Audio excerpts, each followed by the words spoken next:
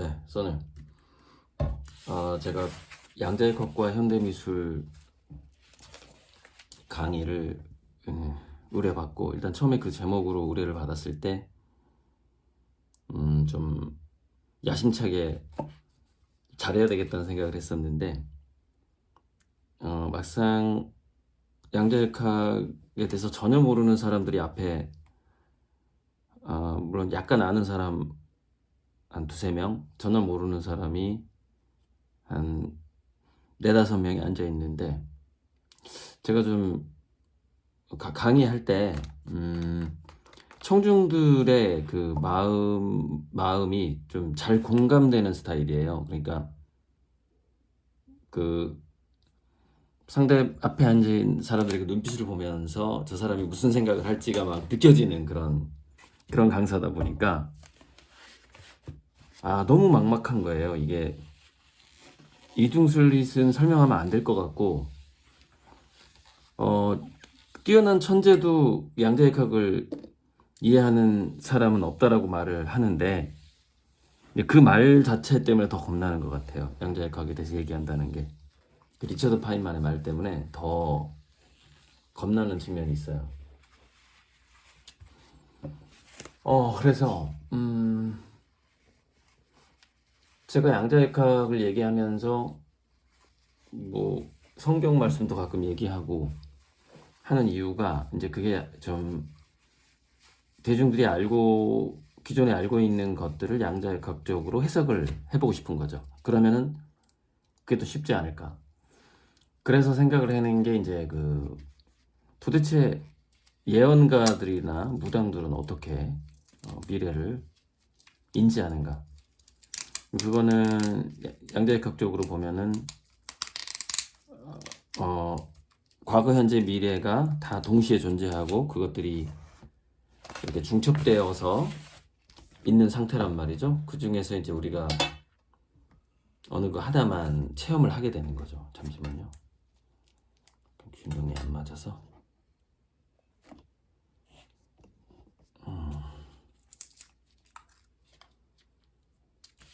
그래서 무아의 상태, 또 자신이 아닌 상태가 될수록 우리는 다른 현실, 그러니까 다른 평행우주, 다른 다중우주에 대한 감각을 더 폭넓게 갖게 되는 것이고, 그것이 이제 예언의 원리고, 그리고 에고가 약한 동물이나 짐승들이 그들의 그 떼지능 같은 거, 집단지능, 동물들의 집단지능 같은 게 정말 대단하거든요. 고구마 씻어 먹는 원숭이 같은 것도 일종의, 그렇게 빨리 인간 같으면 아마 그렇게 안 될 텐데, 원숭이니까 큰 섬에서 한쪽 해변에 사는, 서로 만난 적이 없어요. 그 원숭이들이 만난 적이 없는데, 원숭이 한 명이 고구마를 씻어 먹기 시작하면은, 그 이제 일본에서 했던 실험인데 6개월 내에 이제 그 고구마 씻어 먹는 바닷물에 씻어 먹는 방법이 모든 원숭이가 따라하게 되는. 아마 그거는 원숭이이기 때문에 가능하지, 인간들은 그렇게 빨리 전파되지 않을 거예요. 왜냐면은 인간들은 에고가 더 강하기 때문에 그 양자장, 이 파장을 공유하는, 동시에 느끼는 성향이 인간들은 더 약한 거죠. 동물은 더 강한 거고, 그것이 그 파장을 공유하는, 훨씬 더 겸손하면서 훨씬 더 감각이 열려 있는 거죠. 동물들이. 그것이 하등으로 내려갈수록 더 그럴 수 있는 거고, 그만큼 장단점이 있는 거고. 그렇기 때문에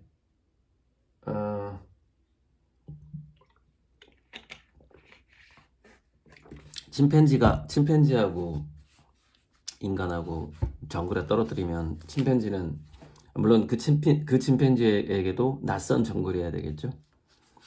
침팬지는 살아남지만 인간은 빨리 이렇게 오래 살아남지 못하는, 그런 부분도, 그거는 이제 동물과 인간의 차이도 있겠지만은, 그것도 하나의 중첩된 차원을 얼마만큼 느끼느냐와 그 생존 살아남느냐와 관계가 된다고 생각을 하고, 그래서 그 강의 중에 제가 양자 중첩, 그러니까 우리가 자기 자신, 에고와 자기 자신이 아닌 것을 왔다 갔다 하는, 자기였다가 또 자신이 아니었다 하는 그런 사고, 그런 생각을 해볼 필요가 있다라고 말하면서, 이것은 실은 생존을 위해서 그렇다 이렇게 말을 했는데, 이게 세상이 굉장히 빨리 변해가고 급변해 갈수록 우리가 어떤 특정 관점에 갇혀 있게 되면은 적응을 못하고 위험에 빠지게 되는 거죠. 그런데 더 다양한 중첩 세계에 대해서 감각이 열려 있다면 그런 거예요. 왠지 모르게 이 길로 가면 안 될 것 같아, 이 느낌이 이제 오는 거죠. 왠지 모르게 저 사람하고 사귀면 안 될 것 같아, 뭐 그런 것처럼. 이제 그런 감각들이 생기는데, 그런 감각들이 뭐냐면 직관력 같은 건데, 언제 좀 효과를 많이 발휘하냐면은 그런 감각들이 예상치 못한 위기 상황에서 참 생사를 가르는 경우가 많아요. 사실 그 예전에 세월호 때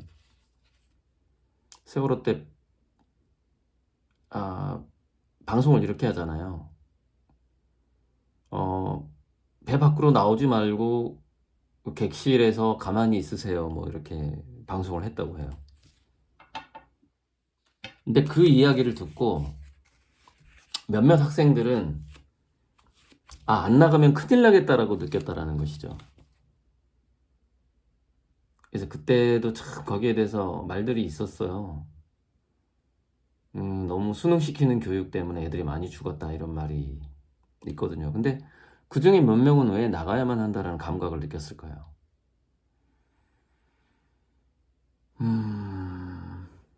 정답 위주의 교육이라는 게 참 그럴 때 좀 문제가 되거든요. 정답이 있는 교육이라는 것이 모든 중첩 상태, 어떤 이 세상의 중첩 상태와 가능성의 상태 중에서 이렇게 무한한 중첩, 전자가 여기 있을 수도 있고 여기 있을 수도 있고 막 확률적으로만 존재하다가 결정적인 한 순간에만 딱 한 군데서 발견되는 이런 교육을 시키지 않잖아요. 우리가 정답 교육이라는 것은 뭐 1번부터 5번 사이에 3번이 답이야, 뭐 이런 거니까. 그래서 그렇게 되면은 누군가 오답을 얘기해줘도 그걸 그냥 정답으로 받아들이게 되는 그런 일들이 생기게 되는 거죠. 그게 이제 우리나라의 정답형 교육에 뭔가 의심을 해야 되는데, 저게 정답일 거라고 그냥 너무 쉽게 생각을 해버리는 거죠. 아무튼 그때도 좀 생각이 나고요. 아무튼 제가 강의 중에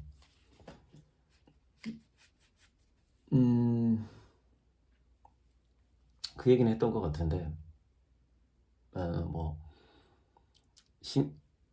성경에서 나는 너희 중에 행한다라는 그 레위기에 있는 말처럼 이 말이 신라위에서 나는 내가 원하는 것을 원한다. 그 말과도 좀 통하는 면이 있는 것 같아요. 이 말은.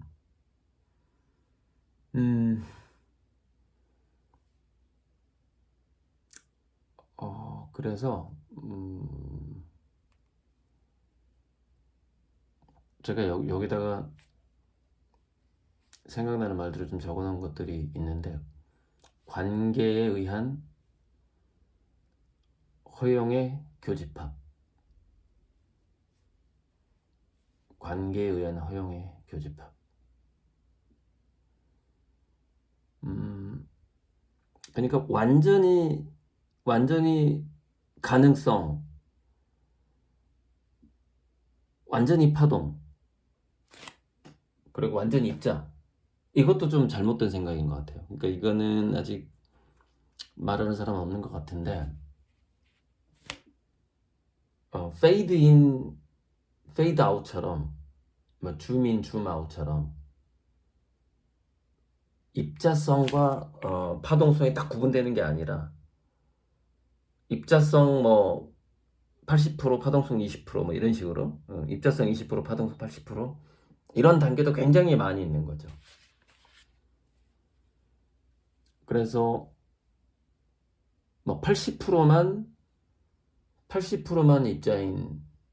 입자로 이루어진 세상, 뭐 10%만 입자로 이루어져 있고 90%는 파동이 더 많은 그런 세상, 뭐 그런 것도 있는 거고. 그러니까 그런 식으로 따져보면은 완전히 물질계와 그다음에 완전히 천상계 그 사이에 정말 다양한 층의 하늘나라가 있게 되는 것이죠. 근데 이제 그래서 그 각자는 자기가 사는 세상이 그 경향성이 뭐 파동 20%대 입자 80%가 좀 다수인 세상인지 그 반대인지 이런 걸 자기가 쉽게 알 수는 없을 건데, 저기서 관계에 의한 허용의 교집합이라는 게 지금 무슨 얘기를 하고 싶은 거냐면, 세스라는 책에서 관찰자가 4명이면 4개의 우주가 그 방 안에 교집합으로 있는 거고, 관찰자가 9명이면 9명의 우주가 그 방 안에 이렇게 교집합으로 있는 건데, 이 교집합이 한 뭐 복잡하죠. 한 5명만 되더라도 이렇게 교집합이 있는 거 아니에요. 그러면은 뭐 여기는 확실하게 입자성이겠죠. 여기는. 근데 여기는 뭐 입자성 뭐 40%대 파동성 60%의 경향성 뭐 이렇게 각 곳곳마다 이 관찰자들의 그러니까 자아성이 다르잖아요. 자아가 다르기 때문에. 그래서 우리가 살다 보면 어떤 사람들을 만나냐에 의해서 그 집단에서는 기적 같은 일이 많이 일어나고, 어떤 집단에서는 뭐 전혀 기적이 안 일어나고, 그러니까 내가 어디에 속하는데 누구를 만나느냐에 따라서 이 입자성과 파동성의 퍼센트가 달라지는 거죠. 그래서 열린 마음으로 가능성을 믿어주는 사람들이 많은 곳에서 살면 그만큼 그 아이의 또는 그 꿈꾸는 사람의 꿈이 이루어질 가능성도 많을 거고, 사실 꿈이 이루어질 가능성이 많다라는 것보다 더 중요한 것은 어떤 꿈을 꿀 수 있느냐가 더 중요한데, 아예 꿈을 꿀 수 없는 세상도 있는 거고, 뭔가 도저히 안 될 것 같지만 현재 내 상황에서 이룰 수 없을 것 같지만 그것을 이룰 수 있다고 생각하기도 하고, 그게 달라지는 거죠. 내가 관계하는 사람들이 누구냐. 그게 이제 관계에 의한 허용의 교집합이라는 거예요. 관계에 의한 허용의 교집합은 그 중첩에 있어서의 그 가능성의 밀도가 다 다른 거죠. 그러니까 사실 입자화된 게 이게 가능성이 약한 거고, 파동성이 많은 것이 내가 꿈꾸는 것이 이루어질 가능성이 많은 거죠. 그러니까 여기는 아예 굳어버린 거고, 여기는 아직 부드러운 상태라는 것이죠. 모든 것이. 그래서 뭔가 새로운 형태로 전이되고 바뀔 수 있는 가능성이 많은 거겠죠. 그래서 열린 마음을 가진 이렇게 저처럼 평행우주도 믿고 파동의 양자장의 그 원리도 생각을 하면서, 또 자기 자신이 확실히 자기 자신이 아닐 수도 있다고 생각을 하고, 때로는 자기의 이름도 있고 잊어버리고 자기의 과거도 가족 관계도 뭐고 다 잊어버리고 예술에만 몰두하는 이런 그런 사람들과 함께 하시는 게 더 행복하고 또 더 자신의 어떤 가능성이나 꿈을 이루는데 더 도움이 되죠. 그래서 관점이 참, 이건 뭐라고 해야 되지? 그치, 뭐 열린 마음이라고 얘기하는데, 관점이 참 열린 마음인 사람하고 대화를 하면 좀 재밌죠. 그것이 이 사람이 생각하는 그 가정의 상당히 넓거든요. 가정, 허용치 이런 게 넓단 말이죠. 그 과정에서 대화를 하는 거는 정답이 정해져 있지 않은 대화인 거죠. 설교가 아닌 거죠.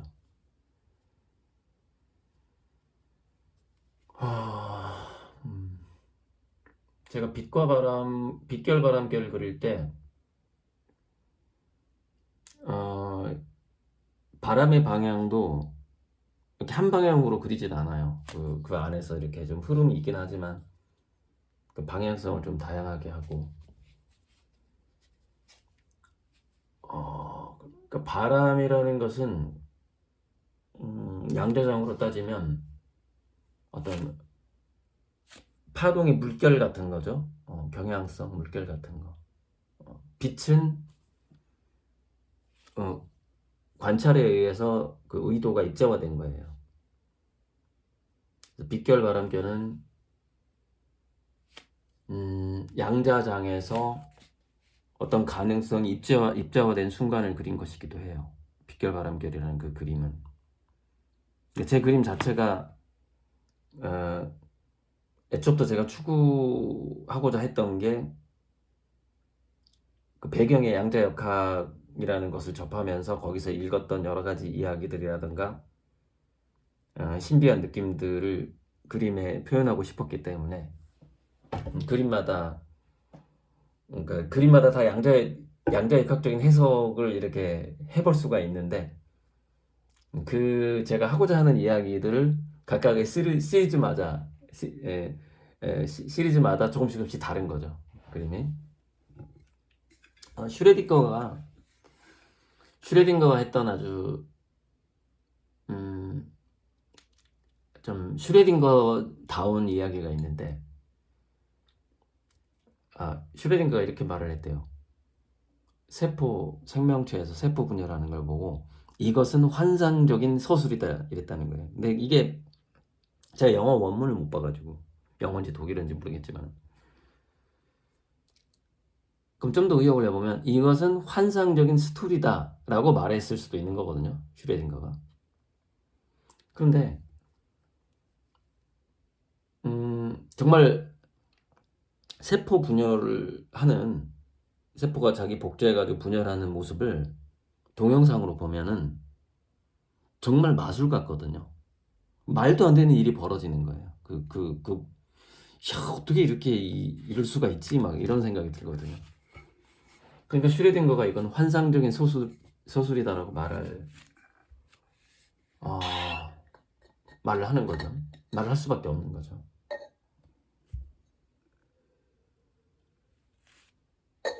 우리가 전자가 공유결합하는 것도 양자적 현상이라고 하는데, 세포가 자기랑 비슷한 모양으로 분열을 하는 것도 틀림없이 그것은 중첩성을 이용한 양자적 현상일 거예요. 그러니까 그냥 신비한 거죠.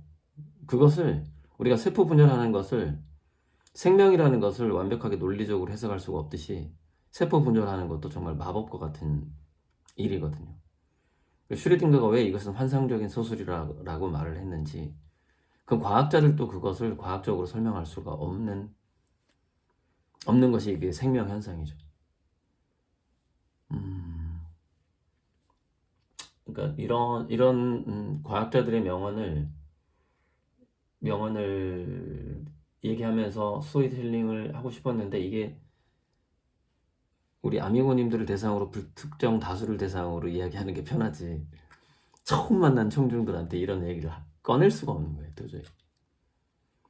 왜냐면 과거에 제가 했던 이야기들을 좀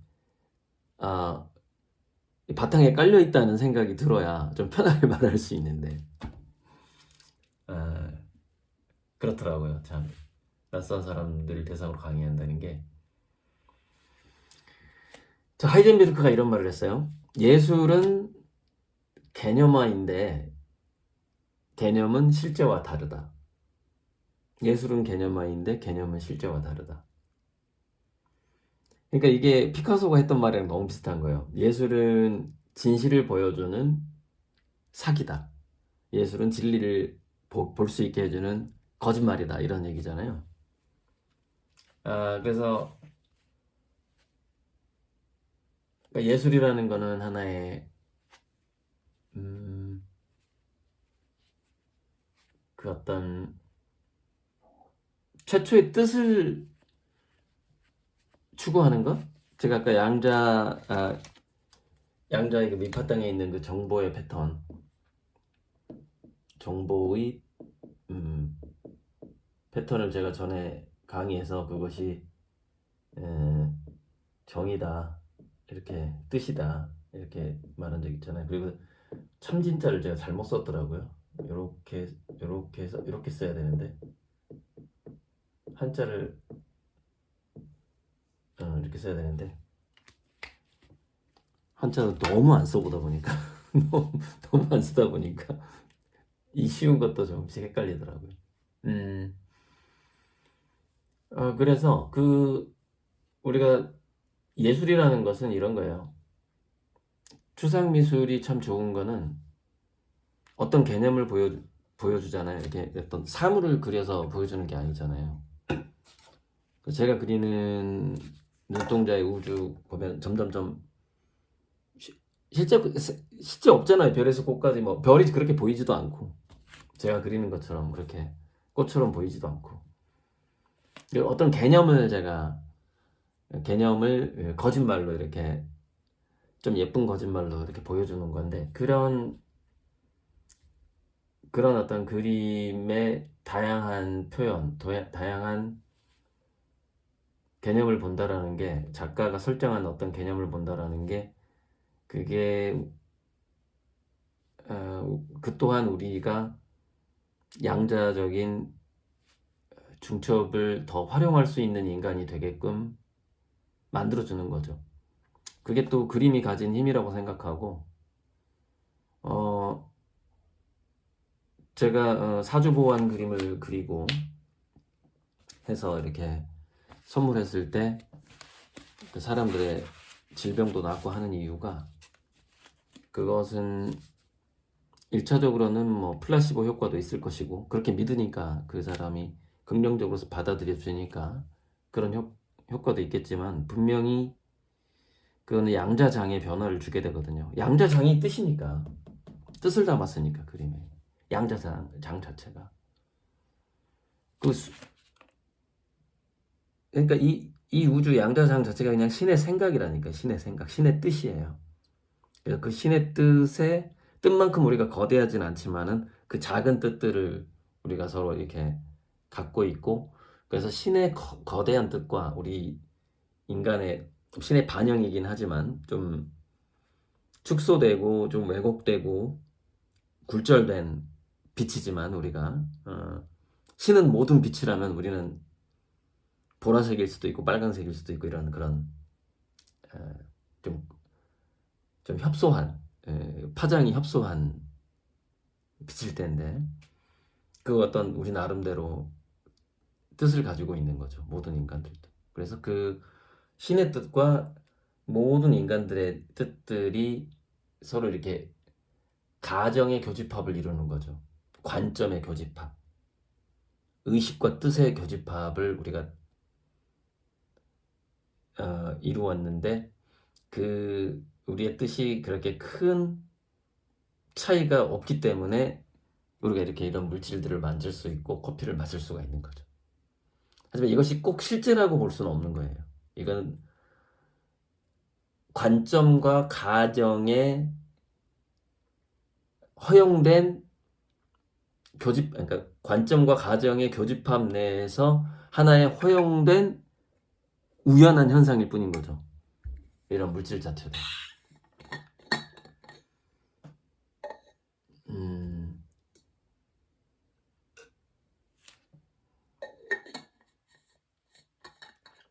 자, 에드워드 윌슨이라는 그 최재천 교수의 스승이었다는 개미 연구했던 사람이죠. 그 사람이 이런 말을 했어요. 예술은 지성이 야기한 혼돈에 질서를 부과할 필요성 때문에 탄생했다. 이 말 참 재밌더라고. 그러니까 뭐냐면 지성이라는 것이 또 이지성 생각나네. 아무튼 지성이가 혼돈을 야기한다는 거야. 지성이 우리가 참 지식과 지성이 이게 그 다양성하고 연결된 이야기인데, 이게 너무 우리가 이제 자기의 뜻을 이렇게 펼치다 보니까 여기서 이제 막 혼돈이 생기는 거예요. 복잡한 지성과 지성의 부딪힘이. 다들 유튜브 보면은 극우든 극좌든 똑똑한 사람들 많아요. 극우도 똑똑하고 극좌도 똑똑하고.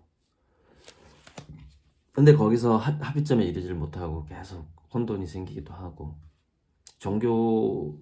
종교끼리도 마찬가지고, 모든 종교의 교리 지적이에요. 단 증명될 수 없는 지적인 말들로 모든 사람에게 객관적으로 증명될 수 없는 지적인 말들로 가득하죠. 그런 지성들이 실제로 이 세상에는 참 지성이라는 것은 질서를 만들기 위해서 우리 인간이 개발해왔단 말이에요. 이 이성을. 근데 그 인간의 이성으로부터 만든 지성, 지식 이런 것들이 오히려 더 이제 혼란을 유발했었다는 거죠. 유발을 해왔죠. 그리고 예술은 그 지성으로부터 유발된 그 혼돈을 좀 정리해보자. 이거를 지성들의 그 화학 반응이, 지성과 지성이 만난 화학 반응이 좀 악해지고 있다 이거죠. 악해지고 있어서 그 혼돈을 한번 정리를 해보자 라고 하면서 예술이란 형태로 그런 이야기를 하는 거예요. 뭔가 질서를 만들고자 하는 노력이죠. 예술이 아주 무질서한 것 같지만은 제가 강의에서 추함을 이해하는 것이 이 예술의 굉장히 중요한 목적 중에 하나란 말이에요. 이 추함을 이해한다는 게. 우리가 추함으로 내버려 버리면은 그것이 이제 품 안에 들어오지 않은 슬럼가처럼 이렇게 존재하게 되는 거죠. 악마가 되죠. 그 추함이 악마가 된단 말이죠. 그래서 계속해서 선악구도로 남아있게 되는 건데, 그 추함이나 악함까지 끌어안아서 그것을 소화해내고자 하는 노력이 어떤 진보적인 예술과 예술가들이 해왔던 일이죠.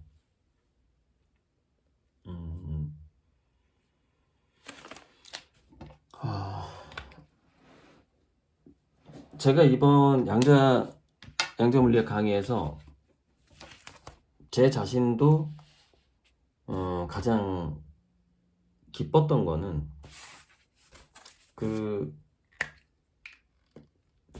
진선미의 개념에서 허를 창조한 거예요. 이거는 뭐 제가 어디서 들은 내용이 아니고 제가 창조한 거예요. 이그 네 개의 원에서 이거 허가 반드시 필요하구나 이거를 그래야만이 이 지금까지의 어떤 인간 지성의 역사가 설명도 되고 또 마땅히 양자역학 시대에는 이 허라는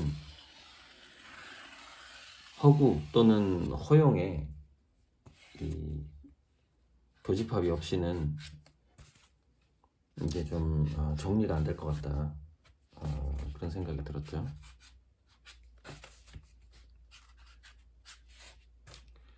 그래서 그죠? 이 원을 그러니까 동그라미를 하나 더 그렸던 게 저는 가장 기뻤고 이것을 그래야 한다는 생각이 들었어요. 이 양자역학과 현대미술을 설명하려면 이 허라는 동그라미가 하나 필요하구나. 그래서 그 허라는 동그라미를 하나 그리고 나니까 좀 더 쉽게 풀리더라고요. 그 생각하는 게 어떤 인류의 이 지식과 지성과 예술의 역사 같은 것도 좀 더 쉽게 설명이 되고 그래서 이제 저는 이 영역에 허의 영역에 이제 그 종교 각종 신비주의가 있다고 생각을 하고 진의 영역이 이제 물리학이었는데 이게 양자 물리학이 되면서 허의 영역이 물리학의 영역으로 들어왔던지 그게 이제 다중우주고 뭐 정말 상상할 수 있는 모든 일이 일어나고 있는 그런 양자장의 세계거든요. 또는 진선미 전체가 허의 세계로 들어와 버린 그런 시대가 돼버린 거예요. 그게 양자역학의 시대라고 생각해요. 그래서 이 허가 이렇게 커져버린 거죠. 허라는 게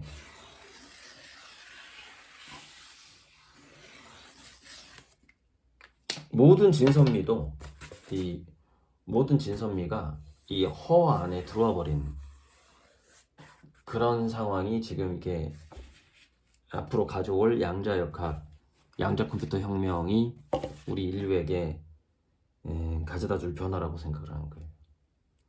이런 걸 다 이제 사람들이 느끼고 이야기하고 그렇게 하기 시작할 것이다.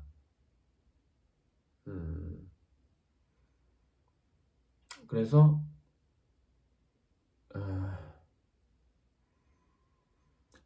아무튼 그럴 것이다. 그리고 제가 이제 좀 또 하고 싶었던 얘기 중에 지금 못한 걸 좀 얘기를 하고 싶었는데 이제 그 상대성 이론이라는 것은 피카소가 입체주의, 입체파로 한 거고 그거는 이제 다양한 시간성이죠. 다양한 시간성. 상대성 이론 피카소는 그래서 이렇게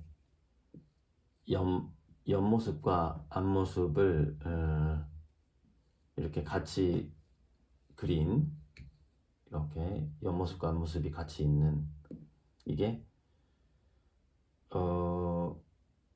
시선이 이렇게 움직이는 거거든요. 옆에서 보다가 옆에서 본 시간, 앞에서 본 시간, 그리고 지나간 시간, 뒷모습, 뒤에서 본 시간, 이 세 개의 시간을 이 다시간성을 그림 하나에 딱 집어넣은 거란 말이에요. 그게 피카소의 입체파란 말이에요. 그게 다시간성이죠. 다양한 시간성이 그 그림 안에 들어가 있는 거예요. 근데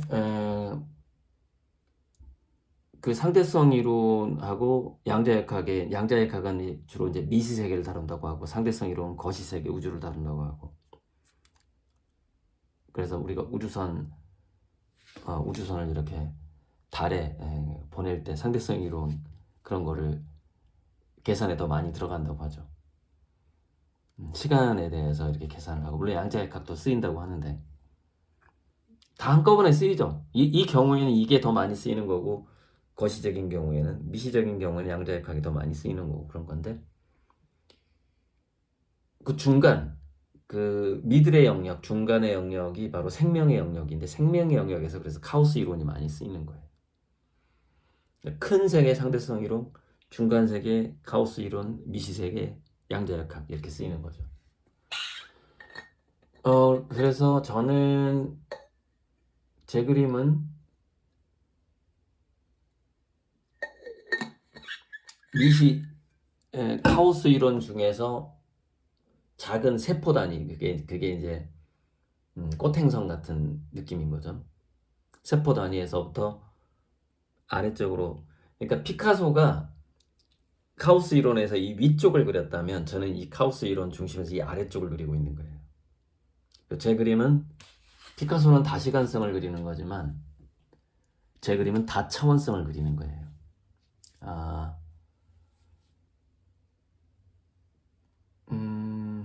근데 다차원성을 그리는데 하나의 캔버스 안에 그 중첩을 표현해 버리게 되면 그것은 다차원이 아니라 다시간성으로 오해가 될 가능성이 많아요. 그리고 하다 보면은 괜히 어설픈 구성하는 것 같은 그림이 돼버려요.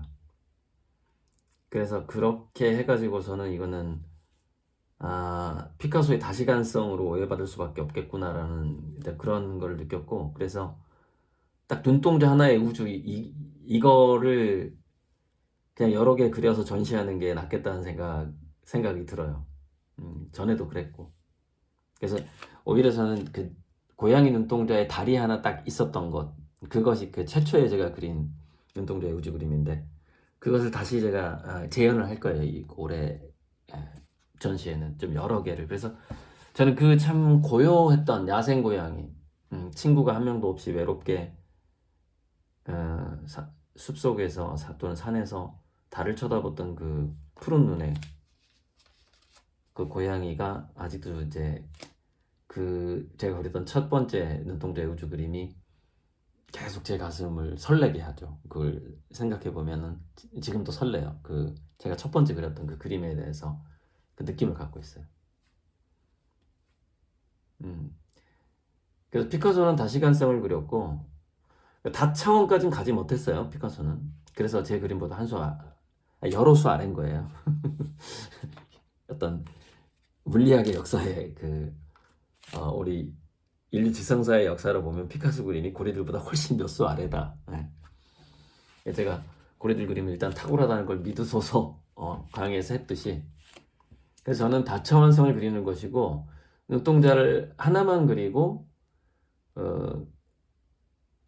한 눈동자의 배경에 우주를 그리기 때문에 다차원성임에도 불구하고 절대성을 그리는 거예요. 이게 그러니까 아주 모순적인 건데 절대성과 다차원성을 동시에 그리고 있는 건데, 이제 그거는 관객들이 이제 그걸 그 두 가지를 이제 그림에서 이렇게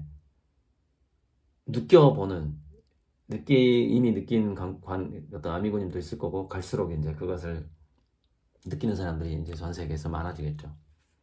그래서 저는 무시간성이에요. 시간이 멈춘 듯한 걸 그리죠. 시간이 없는 걸 그리는 게 양자역학이거든요. 양자역학은 시공간이 없는 거예요. 시공간을 초월한 거예요. 그래서 제가 어떤 작은 절대성이죠, 일종의. 그 관찰자에게 절대적인 우주니까, 그 그림에서. 그 작은 절대성을 그리지만 제가 그 눈동자의 우주를 그리는 의도는 다차원성인 거죠. 그렇게 이제 해석을 해볼 수가 있고요. 양자역학에서 굉장히 가장 신비한 게 비국수성이라는 거예요. 비국수성. 공간이 없는 것 같은 성질인 거예요. 그래서 그 공간이 없는 것 같은 성질이기 때문에 그 비국수성 때문에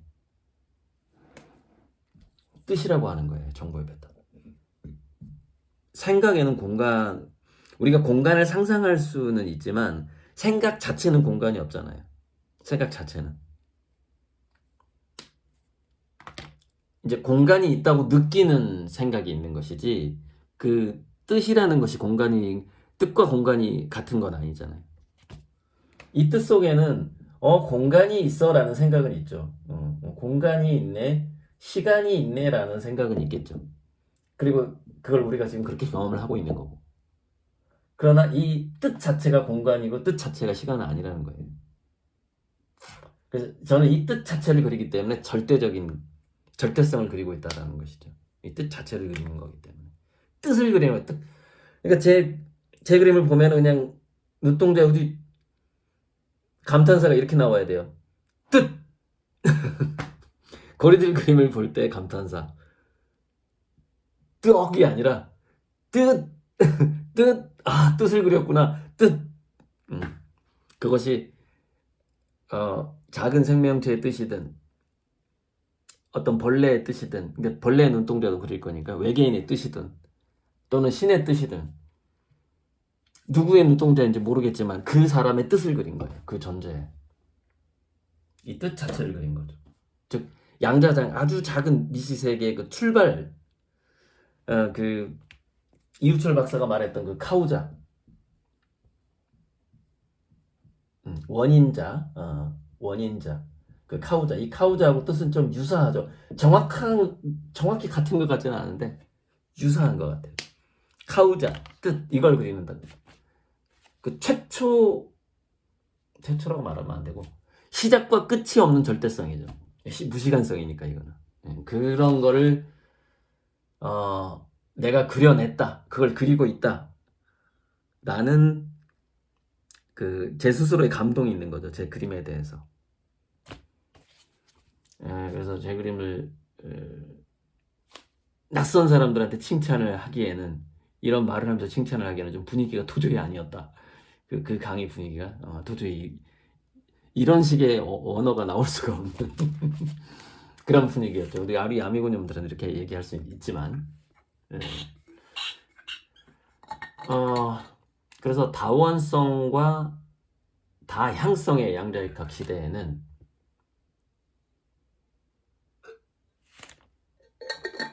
고요히, 그러니까 우리는 복잡한 산 중에서 이미 길을 잃은 시대예요. 길을 잃었어요. 이게 그 매직을 아세톤으로 했더니 이렇게 먹구름이 생겼는데 이것도 재밌네. 이것도 길을 잃었어요. 아주 깊은 산 중에서 길을 잃었어. 방법은 저 꼭대기에 올라가서 조망을 해서 내가 어떻게 해야 내가 집으로 갈 수 있는가, 이 산 꼭대기로 올라가든지, 이건 참 어려운 길이고, 아니면은 물길을 따라가야 돼요. 비가 왔을 때 물을 계속 따라가야 돼. 물은 강을 따라서 바다로 가겠죠. 그 바다로 가다 보면은 내가 원래 살던 집을 찾을 확률이 높고, 또는 버스가 지나가는 도로가 나오겠죠. 그래서 물을 따라가든 산 정상으로 올라가는 선택을 해야 되는 건데, 그때 산속에서 길을 잃었을 때 산 정상으로 올라가고 가기를 선택하는 사람들이 진짜 예술가인 거예요. 저 위에 올라가서 한번 내가 조망을 해보겠다. 그러고 나서 다시 내려가겠다. 그리고 나서 길을 선택해서 가겠다. 그래서 제가 전에 그 컵에다가 등산로의 비유를 했어요. 이렇게 여기가 이제 수준급 예술인데 이렇게 막 등산로 생각날 거예요. 그래서 새로운 길을 개척해야 된다. 그리고 뭐 고민의 크기가 요만한 고민의 크기가 있고, 이렇게 고민의 넓이가 더 큰 사람도 있고 좁은 사람도 있고 조금만 고민하는 사람도 있고, 뭐 이런 얘기를 한 적이 있는데, 이게 등산로의 비유거든요. 예술이나 철학이나 뭐 이론이든 사상이든 간에 종교든 간에 이게 등산로의 비유인데, 실은 이거는 우리가 이해하기 쉽게 하기 위해서 등산로의 비유를 드는 것이지, 실상 양자역학적으로 보자면 등산로의 비유는 맞지 않아요. 빗방울의 비유가 맞는 거예요. 번개. 그러니까 우리의 생각은 위에서 신이 허락한 생각이 보이나요? 이렇게 신이 허락한 무수한 길들 중에 우리는 하나를 그냥 갈 뿐이에요. 우리 생각은. 마찬가지고 길을 잃어버린 빽빽한 숲속에서 우리가 길을 잃었는데, 사실 우리 삶은 산에 떨어진 빗방울이 바다를 향해 가는 삶이란 전에 한번 얘기한 적이 있거든요. 반대로 이 등산의 비유는 또 아닌 거예요. 그래서 이 등산로의 비유는 우리가 이제 자유의지가 충만하다라는 전제하에, 근데 우리가 다들 이렇게 생각하니까 전제하에 쓰는 비유고, 실은 과연 우리는 자유의지가 있는 것인가, 아니면 어떤 절대자가 허용한 계시 안에서 움직이는 자유의지가 있다라는 착각을 하는 존재인가, 그런 생각도 해봐야 되거든요. 그 양자역학적으로 생각해 보려면 이게 결정론적인 세계관인데 무한한 결정론이 있다 보니까 우리가 미래 운명을 알 수가 없는, 그러다 보니까 그 틈새에서 우리는 자유의지를 느끼고 있는 거거든요. 그래서 물길을 따라가라는 거는 이게 딱 빗방울이 이제 모이는 지점이 있고 이렇게 물길을 따라가라는 게, 그게 우리가 현명하게 살아가는 방법이고, 또 생존의 방법이고, 또 겸손하게 더 좋은 자기가 바라는 미래를 이렇게 우리가 한번 맛볼 수 있는 그런 방법이기도 하고, 우리는 산을 올라가는 거 아니라 사실은 실상은 바다로 향하는 거죠. 우리는 산 밑에서 태어나서 산을 올라가는 삶이 아니라 산 위에 떨어져서 바다로 흘러가는 그 물의 삶을 모든 인간들이 살고 있는 거죠. 어디에 떨어졌느냐가 이제 그게 사주팔자 같은 거죠. 사주팔자나 사회적 지위나 부모님이나 내가 빗방울이 어디 떨어졌냐 이거예요. 그러면 이 사람은 이렇게 바다로 갈 거고, 이 사람은 이렇게 가다가 이렇게 바다로 갈 거고, 거기에서 정해진 강이 있는데, 강의 넓이가 있는데, 그 빗방울이 그 강의 넓이에 가운데로 흘러갈지 바다로 갈 때, 아니면 그 가다가 이렇게 강물이 흘러가다가 바위가 있어가지고 거기서 계속 맴돌지, 이렇게 계속 여기서 좀 맴돌다가 이렇게 갈지, 그런 것들이 이제 인생의 사람마다의 차이고, 우리가 마치 자기가 강물을 헤엄치는 것 같은 그 작은 물방울이 우리 자아라고 생각해봐요. 작은 물방울이 이제 쫄쫄쫄 시냇물을 지나서 이제 하천, 강까지 왔는데 꼭 지가 헤엄친다고 착각을 하는 거죠. 그것이 자유의지에 대한 착각인데, 어쨌건 마음을 비우고 기도를 하자고요. 마음을 비우고 자기 자신이 아니고, 자기 자신이 그냥 물거품이고 안개고, 그냥 이 우주의 기 자체이고, 자기 자신이 아무것도 없는 공이고, 그런 생각도 해봐야 되고, 이게 그런 경험으로 간다라는 게 어려워요. 먼저 그런 생각을 해야 돼요. 생각이 더 쉬워요. 우리가 그렇게 길들여져 있어서, 인간이 얼마나 많은 지성적인 교육을 받았어요. 그래서 우리 머릿속에 얼마나 지금, 누가 에드워드 윌슨이 얘기했잖아요. 지성이 야기한 혼돈에 빠져 있단 말이에요. 모든 인간들 지성이 야기한 혼돈에 빠져 있어. 그래서 그 혼돈의 질서를 부과하기 위해서 이 예술이라는 것이 존재하고, 뭐 철학, 종교 다 마찬가지고. 근데 이게 지금은 우리가 감각에 좀 더 집중할 때인 것 같아요. 제가 그 영상 마지막에 얘기했던가? 2부에서 예술 경영이라는 것은 굉장히 찍힌 것 같아요. 제가 찍은 영상을 제가 다 아직 안 봐가지고 지름길이면서도 고속도로다. 이 예술을 이해해 간다라는 것이 특히 탁월한 예술과 그 작가가 그 그림을 그 퍼포먼스를 그 조각을 왜 했는지를 이해해 간다라는 것이 빠르면서도 고속도로다 이런 얘기를 했고 책을 통해서 우리가 어떤 원하는 어떤 경지에 이른다라는 것은 정말 꼬부랑 할머니가 고갯길 넘어가는 것처럼 힘든 일이에요.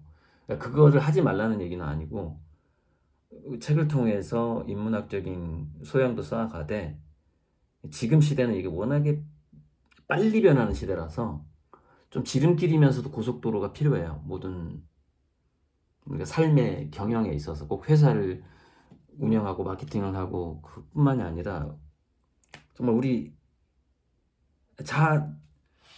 일신을 한 이 육체를 가지고 이 삶을 경영해 나간다는 것 자체도 상당히 지금은 너무 세상이 빨리 변해서 그래서 모든 진리와 기술과 아름다운 모든 것을 이 허라는 것이 우리 삶의 하나의 특성과 일부분을 차지하는 것이 아니라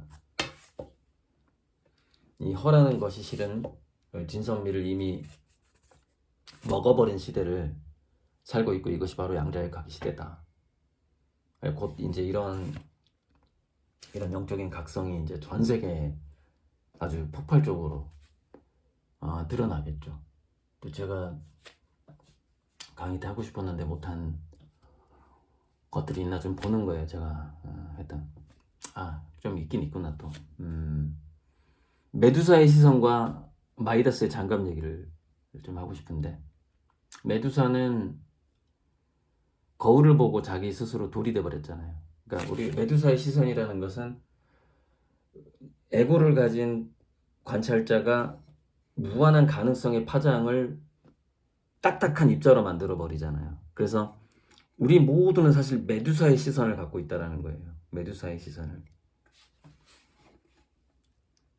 그래서 우리가 거울을 보면서 거울 속에 있는 자기가 자신이 아니라는 생각을 해보는 것, 이것이 굉장한 수련일 것 같아요. 이게 그분이 거울 수련법이 뭐가 하나 있던데 제대로 안 봤어요. 그 누구야? 와칭 저자의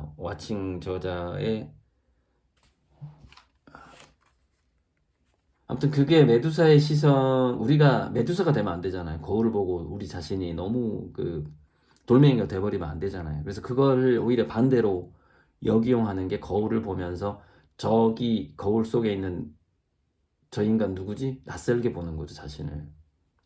그것도 아주 좀 재밌는 수련법이거든요. 그 공부법 같은 거죠. 거울, 와칭. 그 사람은 거울 수련을 어떻게 하는지 나 책을 다 안 봐가지고 나중에 또 한번 알려드릴게요.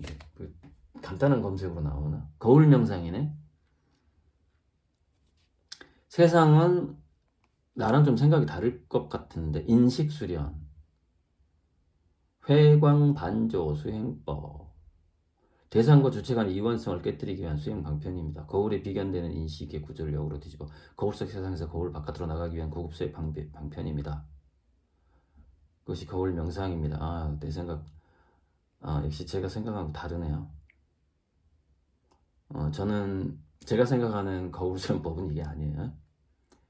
오히려 거울 안에 있는 자신을 낯설게 자기가 아니라고 보는 거를 지금 저는 얘기하는 거. 그게 메두사의 시선을 한번 시선에서 가져오는 방법이고, 마이다스의 장갑은 뭐냐면은 이 모든 것을 황금으로 만들어 버리는 것에서 우리가 장갑을 껴야 되는데, 이것이 자본주의의, 그러니까 자본주의는 자꾸 우리 사고방식을 마이다스로 만들어버렸단 말이죠. 모든 걸 수익화 시키려고 하고 모든 것을 돈으로 만들려고 한단 말이죠.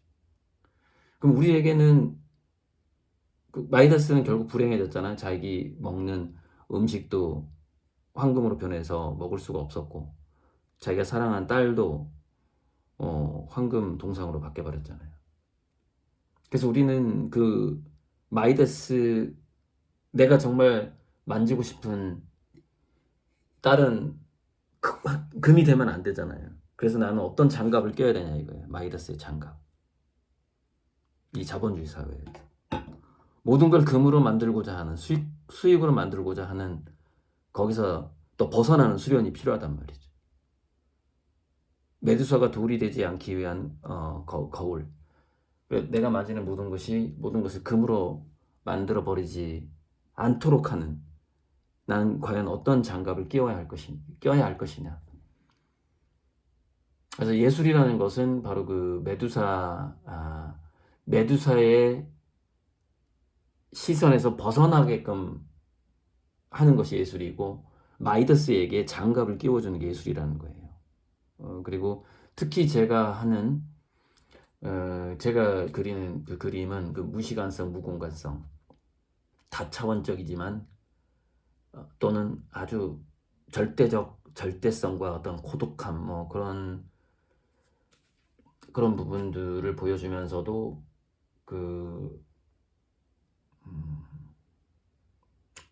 좀 마음을 좀 넓게 해주는 그림이죠.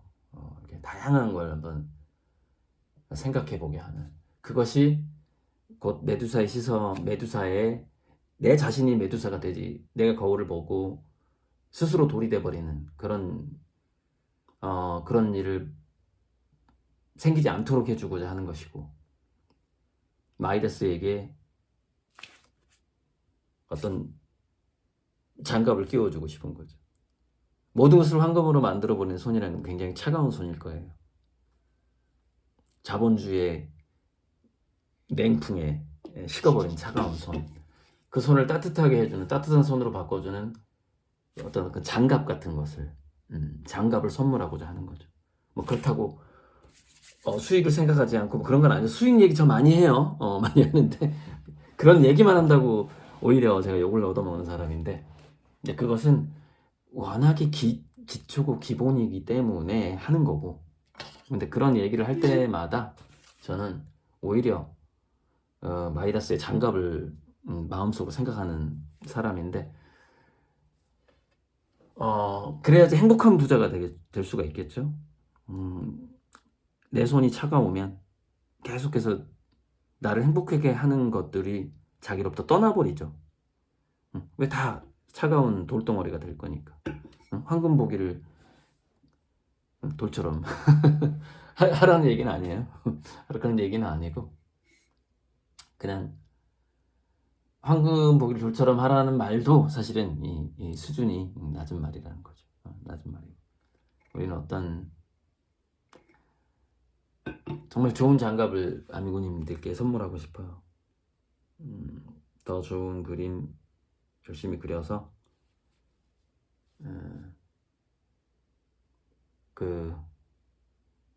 그것이 손을 따뜻하게 해주는 마이다스의 장갑 그리고 메두사를 돌로 만들지 않는 신비한 거울